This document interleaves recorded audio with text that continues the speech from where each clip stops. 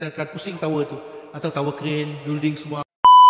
Dalam VR ni kita ada dua lah, Satu kita fokus pada drone, yang ni kita panggil drone. Yang kita dapat lihat di sini ni drone lah. Kalau ikut tu kita ada 6 senario. Satu untuk basic lah, drone maneuvering. Yang ini untuk bagi yang orang yang mula-mula nak bawa drone lah. Dan second ni dia buat untuk assessment vertical one, dia cakap nose out sequence ataupun nose forward. Maksudnya drone dia akan buat ikut arah ni.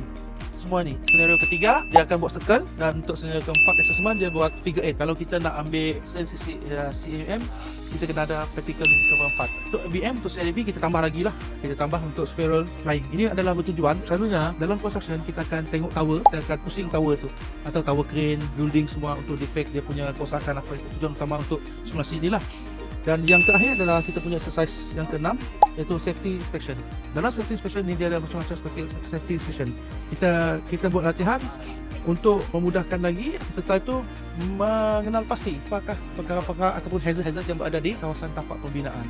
Ini lebih kepada simulasi lah sebelum dia bawa drone yang sebenar ke site. Sekarang ni apa yang kita tengok dekat site, kebanyakan orang menggunakan teknologi drone untuk membuat pemantauan. Kadang-kadang dia boleh lihat berapa persentage panel siap, dia tak perlu untuk berjalan lebih jauh lagi, yang boleh memantau dari jauh. Daripada itu juga yang boleh digunakan untuk memantau keselamatan pekerja sama juga. CIDB yang menggunakan untuk simulasi sebelum dia pergi ke tempat yang sebenar. Boleh pergi ke CIDB lah untuk apply ABM Sarawak. ABM Sarawak kita berada di Jalan Sultan Tengah.